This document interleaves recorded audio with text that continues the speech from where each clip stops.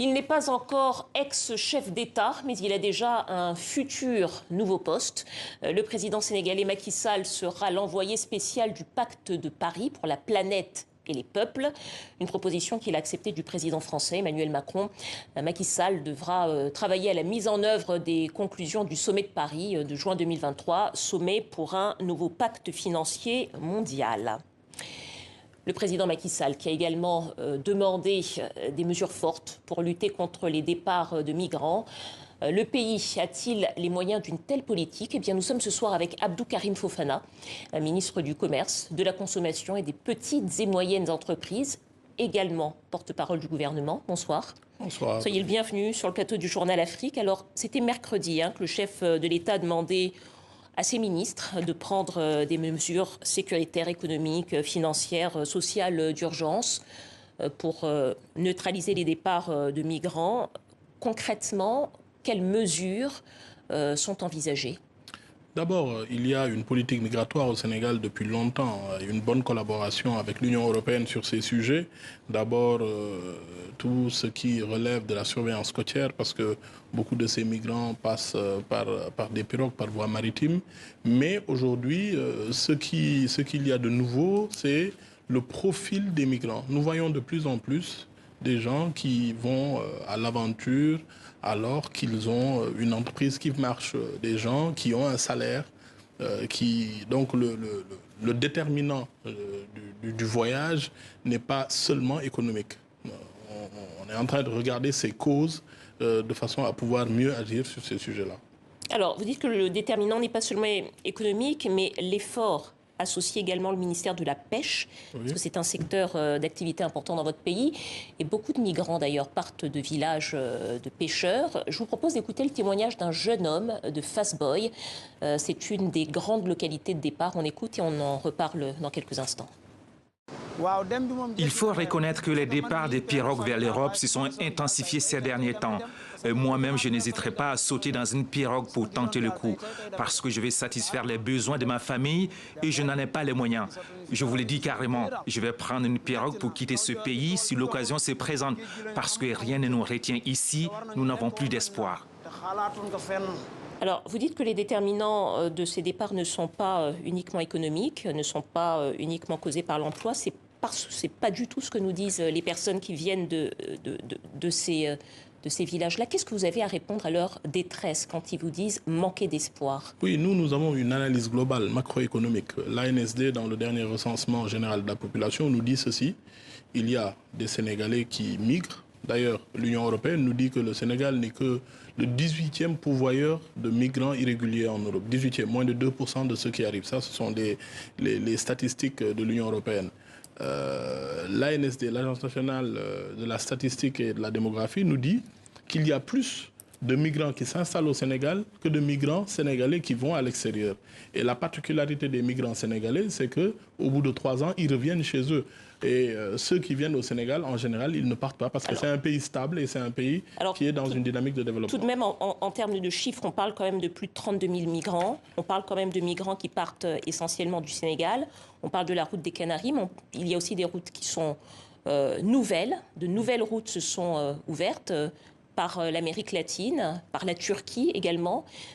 Comment se fait-il, selon vous, s'il n'y a pas majoritairement de problèmes économiques au Sénégal et que le Sénégal est un pays stable, qu'il y a de plus en plus de jeunes qui partent dans ces villages et qui sont prêts à risquer leur vie, disons-le, puisque beaucoup meurent et on ne retrouve même pas leur corps. Tout à fait, parce qu'il faut interroger ces profils-là.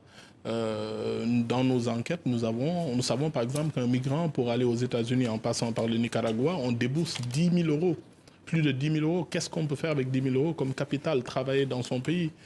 On note souvent des familles, des jeunes, on note aussi des cadres supérieurs qui n'ont aucune raison de partir puisqu'ils ont tout ce qu'il faut.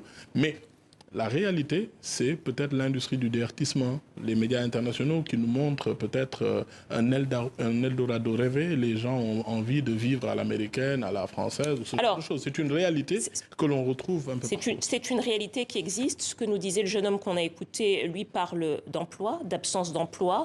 Je voudrais qu'on regarde peut-être quelques images de Bargny, près de la ville nouvelle de Diamniadio. C'était une des villes phares du plan Sénégal émergent. Nous y avons tourné un documentaire il y a 5 ans, 2018. Des usines, des entreprises, des logements devaient s'y installer. 5 ans après, comment est-ce que vous expliquez que cette ville de Bargny soit encore une des villes de grand départ de migrants, alors que normalement des emplois devraient avoir été créés? Pourquoi est-ce que ces jeunes qui partent ne sont pas plutôt employés avec des conditions de vie stables chez eux? Mais naturellement, parce que c'est une zone côtière. C'est une zone où c'est une zone de pêcheurs. Les gens utilisent souvent des barques. Mais ce qu'il faut savoir... Et donc, naturellement, c'est une voie. Quand on veut aller vers le Nicaragua, on passe par l'aéroport. Quand on veut aller vers les îles Canaries, on va dans une zone de pêcheurs. Mais attention. Dans cette ville, pardonnez-moi, je vous arrête un instant. Dans cette ville de Bargny, justement, les pêcheurs avaient été éloignés et ne pouvaient plus pêcher. C'est précisément ce dont ils se plaignaient dans ce document que nous avions tourné, et parler d'émergence à tout prix. Est-ce que c'est aussi le prix de l'émergence, au fond, de créer des emplois industrialisés qui ne conviennent plus au savoir-faire qu'il y a dans certaines zones du pays? Non, pas du tout. Le Sénégal est en voie de développement et on a besoin d'ouvriers. Dans cette zone de Diamniadio, on est en train de bâtir la 3e zone industrielle, zone économique spéciale. La réalité, c'est que c'est le modèle de réussite sociale qui a été mené à mal par ces vagues de migrants depuis des décennies qui reviennent, qui ont une certaine réussite sociale. C'est la seule explication, selon Non, vous? si vous me laissez terminer, je vous donnerai toutes les explications. Donc, c'est ce modèle. Tout le monde pense qu'en allant hors de son pays, en allant en Europe ou aux États-Unis, on revient riche, alors qu'on n'explique pas aux jeunes tout ce qu'il faut endurer pour réussir sa vie, que la réussite, ce n'est pas seulement être aux États-Unis ou dans un pays en Europe.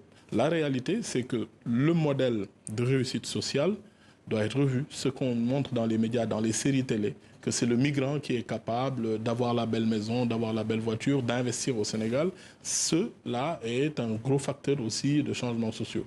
En quelques mots, il nous reste assez peu de temps. Pourquoi cette urgence à lutter contre l'immigration clandestine alors que le président Macky Sall arrive en fin de mandat et qu'il est au pouvoir depuis 2012? Pourquoi aujourd'hui? Parce que naturellement, c'est une image blessante pour l'Afrique et le monde entier. Mais pourquoi seulement en 2023 alors qu'il est élu depuis 2012? Depuis tout le temps, vous avez ce phénomène de migration irrégulière n'a pas démarré en 2023. Depuis les années 2000, les pirogues, Barça ou Barsaq, les Sénégalais connaissent ça sous le président Wade. Mais c'est le déterminant social. Comment vous expliquez? Justement. Comment vous expliquez qu'une personne Pourquoi ne s'en être pas préoccupé il y a plus de 10 ans? Mais on s'en occupe, mais ce sont les causes. Parce que si c'était les causes économiques, la croissance au Sénégal, l'évolution du PIB par habitant, l'augmentation de tous ces paramètres sociaux, de ces indicateurs sociaux qui se sont bien améliorés au Sénégal, c'est que dans le monde, il y a des changements induits par les réseaux sociaux et le modèle de réussite pour lequel les gens pensent qu'il faut être en Europe, il faut être aux États-Unis pour montrer une certaine réussite, ou que c'est la source de la réussite. Dernière question, Monsieur Fofana, sur Ousmane Sonko. La commission électorale du Sénégal a demandé au ministre de l'Intérieur de rétablir l'opposant, de lui fournir les documents nécessaires pour qu'il puisse se présenter, de le rétablir sur les listes électorales.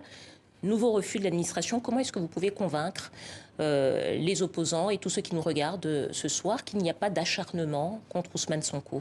Mais c'est la loi qui le dit. Lorsque vous n'êtes pas sur les listes électorales, vous ne pouvez pas avoir, vous n'êtes pas électeur. Lorsque vous n'êtes pas électeur, vous n'êtes pas éligible, vous ne pouvez pas candidater. Justement, là, vous avez été contredit, précisément. Oui, mais... par la loi. Oui, mais non, pas par la loi. Pas par la loi, mais en tout cas par ceux qui jugent. Par ceux qui jugent. Vous avez la été Commission contredit. électorale nationale n'est pas une juridiction.